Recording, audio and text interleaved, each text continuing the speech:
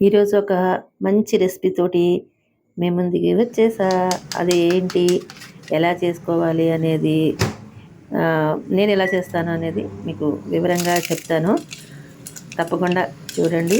Full video చూసి మీ అభిప్రాయాన్ని కామెంట్లో తెలియజేస్తారు కదూ.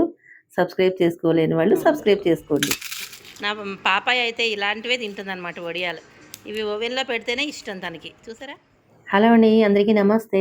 వెల్కమ్ టు వారణాసి వంటిల్లు. అందరూ ఎలా ఉన్నారు ఫ్రెండ్స్? బాగున్నారా? నేను బాగున్నాను. మనం అందరం హెల్తీగా, హ్యాపీగా, ఆరోగ్యంగా ఉండాలని మనస్ఫూర్తిగా కోరుకుంటున్నాను. ఈరోజు మన ఇంట్లో ఆవిరి వడియాలు చేసుకుందామండి. ఆవిరి వడియాలు అనొచ్చు, ఆవిరి అప్పడాలు అనొచ్చు.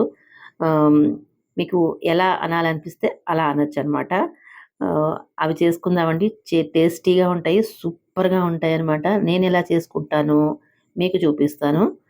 మీకు కూడా నచ్చితే తప్పకుండా ట్రై చేసి ఎలా ఉందో కామెంట్లో తెలియజేస్తారు కదూ.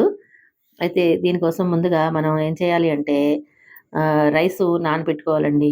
బియ్యం నానబెట్టుకోవాలి. ముందు రోజు రాత్రే రైసు నానపోసుకోవాలన్నమాట. రైస్ని శుభ్రంగా రాళ్ళు రప్పలు, ఒడ్లు బెడ్డలు లేకుండా శుభ్రంగా క్లీన్ చేసేసుకోండి. ఏరేసుకోండి. ఎందుకు ఇలా చెప్తున్నానంటే, మనం రేషన్ బియ్యంతో చేసుకుంటేనే బాగుంటుంది. లావు బియ్యం ఉంటాయి చూసారు, ఆ బియ్యమే నానబెట్టుకోండి. మనం సన్నటి రైస్ తోటి నానబెట్టుకున్నామే అనుకోండి, అది పిండి మెత్తగా అవ్వదనమాట. అందుకని దొడ్డు బియ్యం అంటారు కదా, రేషన్ రైస్, అవే నానబెట్టుకోండి. అవే బాగుంటాయి అన్నమాట. రాళ్ళు రప్పలు లేకుండా శుభ్రంగా కడిగేసుకుని, బియ్యాన్ని బాగా కడిగేసుకుని నానబెట్టేసుకోండి. రాత్రంతా నానబెట్టేసుకోండి. మర్నాడు పొద్దున్నే లేస్తూనే ఏం చేయాలి అంటే, శుభ్రంగా స్నానం చేస్తే చేస్తాం కదండి మనం ఏదైనా కూడాను. అలా స్నానం చేసి చక్కగా దీని సంగతి చూద్దాం. నానబెట్టుకున్న బియ్యాన్ని శుభ్రంగా మళ్ళీ కడిగేసి 1కి 4 సార్లు కడిగేసుకుని మిక్సీలో వేసుకోండి. మిక్సీలో వేసుకునే వాళ్ళు మిక్సీలో వేసుకోండి. అలాగే గ్రైండర్లో వేసుకునే వాళ్ళు గ్రైండర్లో వేసుకునే వాళ్ళు గ్రైండర్లో వేసుకోండి. నేనైతే మిక్సీలోనే వేసుకుంటున్నాను. ఎందుకంటే నేను నానబెట్టుకున్న బియ్యం ఒక చిన్న గ్లాసుతో గ్లాసుడు నానబెట్టుకున్నాను. ఆ చిన్న గ్లాసుడికి బాగానే వడియాలు అవుతాయండి. అందుకని నేను మీకు చూపించడం కోసము, అలాగే పాపాయికి ఇష్టం కదా కారం లేకుండా కమ్మగా చేసుకునే వడియాలన్నమాట. అందుకని ఒక చిన్న గ్లాస్తో నానబెట్టుకున్నాను కాబట్టి నేను మిక్సీ జార్లో వేసుకుని మెత్తగా మిక్సీలో వేసుకుంటున్నాను.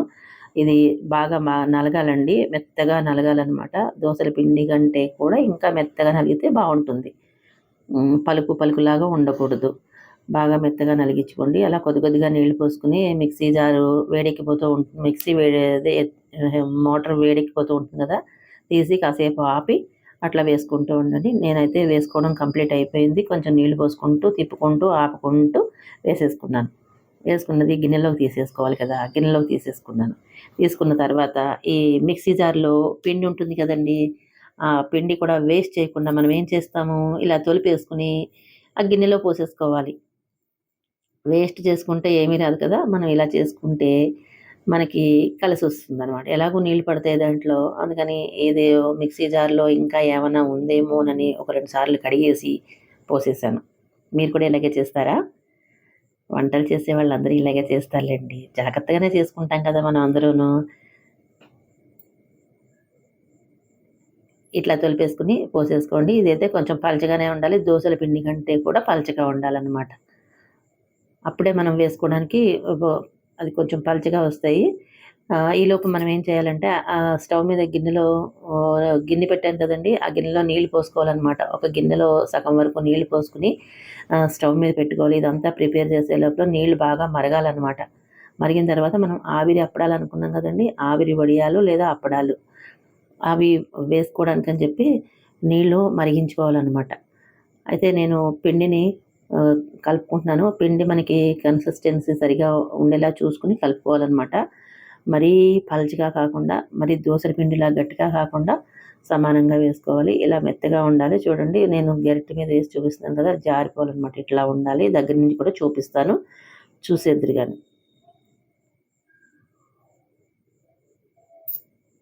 ఇవి వడియాలు అయితే మాత్రం చాలా చాలా బాగుంటాయండి. నేను లాస్ట్ ఇయర్ కూడా పెట్టాను. పెట్టినప్పుడు అవి ఏంటంటే, నేను క్యారెట్ అలాగే కొత్తిమీర వేసి పెట్టానన్నమాట. ఈసారి మాత్రం కొత్తిమీర ఒకటే వేసి చేస్తున్నాను. దీంట్లోకి మీకు కావాలంటే కొంచెం జీలకర్ర వేసుకోవచ్చు. నేనైతే ఏమి వేయలేదు. నూపప్పు కూడా వేసుకోవచ్చు. అవి కూడా ఏది వేయలేదండి నేను. ఉప్పు వేసుకున్నాను. ఉప్పు వేసుకోవాలండోయ్! ఉప్పు చెప్పలేదని మర్చిపోకుండా ఉప్పు వేసుకోండి. ఉప్పు లేకపోతే ఏమీ బావుండదు కదా! అందుకని మిక్సీ మనం బియ్యం నానబెట్టుకుని అదే మిక్సీలో వేసుకుంటాం కదండీ! వేసుకునేటప్పుడే మీకు సరిపడా ఉప్పు వేసేసుకోండి. ఒకవేళ తక్కువైందనుకోండి ఇప్పుడు కలిపేసుకోండి. ఈ పిండి మనం టేస్ట్ చేస్తాం కదా! చేసినప్పుడు మనం ఉప్పుని అడ్జస్ట్ చేసేసుకోవచ్చు, సరిపోతుంది. ఇంకా వాము, జీలకర్ర లాంటివి నేను ఏది వేయలేదు. ప్లెయిన్‌గా వేసుకున్నాను. మీకు కావాలంటే వేసుకోవచ్చు. ఇలా దీంట్లో కారం కూడా వేసుకోవచ్చండి. పచ్చిమిరపకాయలు కూడా అలా మిక్సీలో వేసేసుకొని వేసుకోవచ్చు.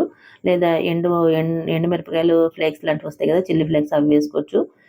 ఒక ఎండు కారం అనేది మరి వేస్తే బావుంటుందా? బావుండదా? నాకు తెలీదు. నేనెప్పుడూ వాడలేదు.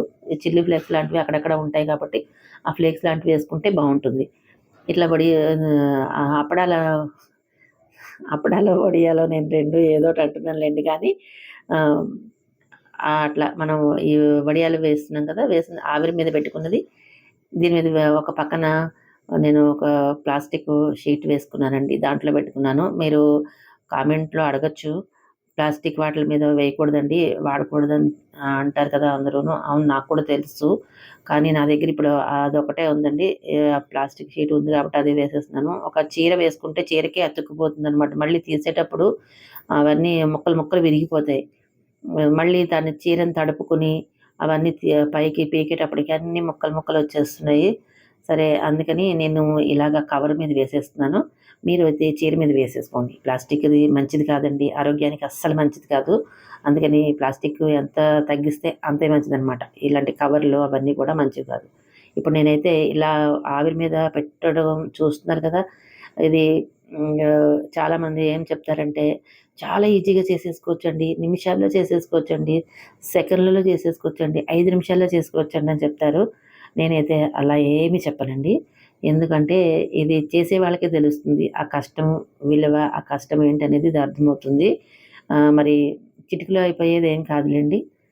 కష్టమే ఉంటుంది. ఇలా నుంచొని మనం ఇలా ఒక్కొక్కటి వేసుకుంటూ ఆవిరి మీద ఉడికిన తర్వాత చేతులు కాలిపోతూ ఉంటాయి.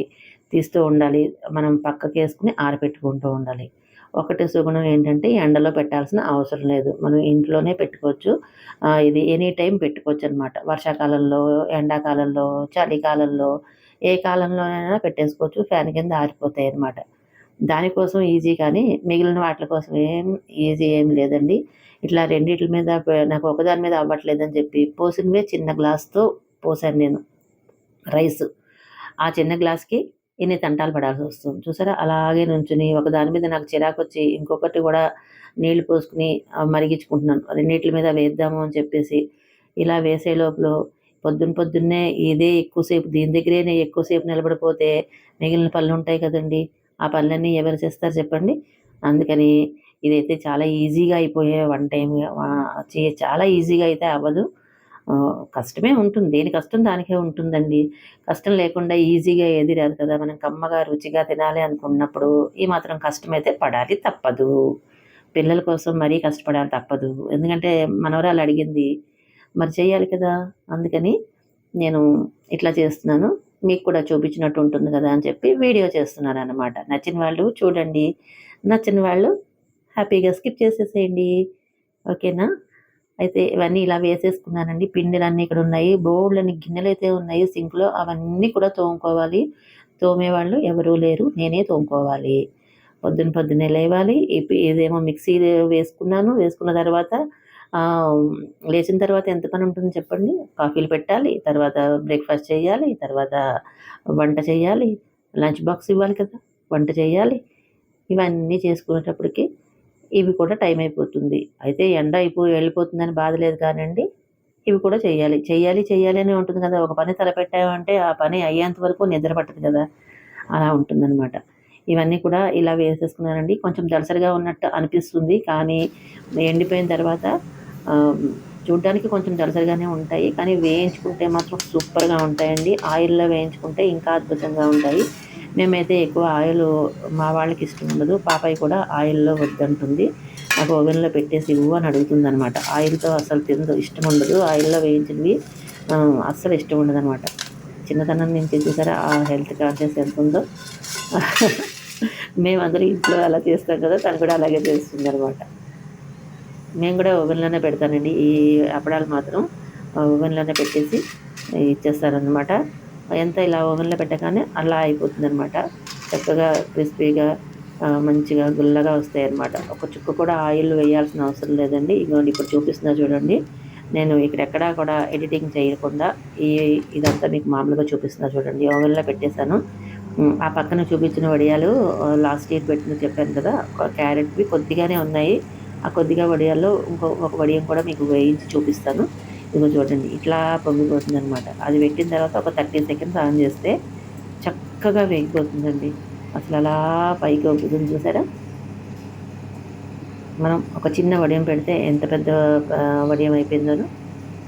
ఆవిరి వడియాలు ఇంత బాగుంటాయండి. చాలా చాలా రుచిగా ఉంటాయి. టేస్టీగా ఉంటాయన్నమాట. మీకు ఎవరికైనా తెలియకపోతే ఒకసారి ఇలా ట్రై చేయండి. ట్రై చేసి ఎలా ఉందో నాకు మీ అభిప్రాయాన్ని కామెంట్లో తెలియజేయండి. అయితే ఓవెన్ ఉండాలని ఏమీ అనుకోకండి. మీకు పాత పద్ధతిలో ఎలా అలవాటైతే అలాగా ఆయిల్ పెట్టుకుని వేయించుకోండి. కాకపోతే ఆయిల్ ఎక్కువ ఎసరు పెట్టేసి వేయించేసుకొని మళ్ళీ అదే ఆయిల్‌లో మళ్ళీ నెక్స్ట్ డే వేయించుకుని మళ్ళీ తర్వాత 4 రోజులు పోయిన తర్వాత అదే ఆయిల్‌లో వేయించుకుని మాత్రం చేసుకోకండి. ఆయిల్ ఎసరు పెట్టుకున్నప్పుడు దాంతోటే కొన్ని వేయించేసుకుని డబ్బాలో మూత పెట్టేసుకుంటే ఒక వారం రోజుల వరకు మనం వాడుకోవచ్చు. అది కూడా ఎయిర్ టైట్ డబ్బాలో పెట్టేసుకుని గాలి వెళ్ళకుండా ఉన్న డబ్బాలు ఉంటాయి కదండీ మూతలు, అలా పెట్టుకుని వారం రోజులు మనం హ్యాపీగా వాడుకోవచ్చు. బయటే పెట్టుకోవచ్చండి. ఫ్రిడ్జ్‌లో పెట్టుకోవాలని ఏం లేదు. అలా వాడుకోవచ్చు. ఆయిల్ మాత్రం ఒక్కసారి 2 సార్లకి యూజ్ చేయండి. పదే పదే వేయించిన దాంట్లోనే వేయిస్తే అంత హెల్త్‌కే మంచిది కాదు కదా! అందుకోసం చెప్తున్నాను. మీ అందరికి కూడా తెలుసు. కాకపోతే నేనెలా చేస్తానో మీకు అది కూడా చెప్తున్నాననమాట. ఇదిగోండి ఈ క్యారెట్‌ది కూడా వేయించి చూపిస్తున్నాను మీకు. అయితే ఒకసారి పైన పెట్టా కదా! అది వేగలేదనమాట. అంటే అది కొంచెం వంకర టింకరలు తిరిగుంది. అందుకని దొప్పలాగా ఇలాగ అయిపోయింది. అందుకని మళ్ళీ బోర్లించి మళ్ళీ పెట్టాననమాట. దీంతో ఇదే హాయ్ అండి. ఓవెన్ ఉందనుకోండి, చక్కగా ఎన్ని సెకన్లు కావాలంటే అన్ని సెకన్లు మనం ఆన్ చేసేసుకుని మనకి ఒకవేళ చూసుకుంటూ ఉంటాం కదా! అదే ఆఫ్ అయిపోతుంది. లేదు మనకి అంత ఎక్కువ వద్దు అనుకుంటే కనుక నేను 30 సెకండ్స్ రెండో వైపు తిప్పి ఫస్ట్ సారి 30 సెకండ్స్ పెట్టాను. అది సరిగ్గా వేగలేదని వెనక్కి తిప్పి మళ్ళీ ఒక 30 సెకండ్స్ పెట్టాను. ఆ 30 సెకండ్స్ మధ్యలోనే వేగిపోయిందనుకోండి, ఒక 10 సెకండ్స్‌కి మనం ఆపేసుకోవచ్చు. అలా నేను పూర్తిగా ఉంచేసుకున్నాను. చుట్టూతా వేగిపోతుందని చెప్పి అట్లా ఉంచేసుకున్నాననమాట. చూసారా? వేగిపోయింది. ఒక నిమిషంలో మొత్తం అంతా వేగిపోయింది. అలాగే ఒకటే కాదండి, చుట్టూతా పెట్టుకోవచ్చు. ఒక 3, 4 అయినా పెట్టేసుకొని వేయించేసుకోవచ్చనమాట. ఒకటి కొత్తిమీర వడియం ఫ్రెష్‌గా పెట్టింది. ఒకటి లాస్ట్ ఇయర్ పెట్టింది. వేయించి చూపించాను. ఓవెన్‌లో పెట్టి చూపించాను. ఇంత సులభంగా అయిపోతుంది చూడండి. చక్కగా గుల్లగా క్రిస్పీగా వచ్చినాయి. మీకు నేను తిప్పి కూడా చూపిస్తాను.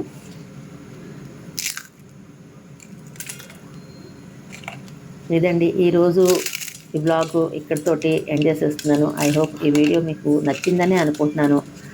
మరి నచ్చితే లైక్ చేయండి, షేర్ చేయండి, సబ్స్క్రైబ్ చేయండి. ఓకేనా? అడగందే అమ్మైనా పెట్టదంటారు కదా ఫ్రెండ్స్, అందుకే అడుగుతున్నాను. ఇంకా ఎవరైనా సబ్స్క్రైబ్ చేసుకోకపోతే తప్పకుండా సబ్స్క్రైబ్ చేసుకోండి. ఓకేనా? మరొక మంచి రెసిపీతోటి మరొక మంచి వీడియోతో మళ్ళీ మీ ముందుకు వచ్చేస్తాను. నా పాపాయ అయితే ఇలాంటివే తింటుందన్నమాట వడియాలు. ఇవి ఓవెన్లో పెడితేనే ఇష్టం తనకి. చూసారా వడియాలు? నచ్చిందా? ఎలా ఉంది? నచ్చిందటండి బాగా, అందుకే ఇష్టంగా తింటోంది. మీకు నచ్చితే లైక్ చేసేయండి. బాయ్.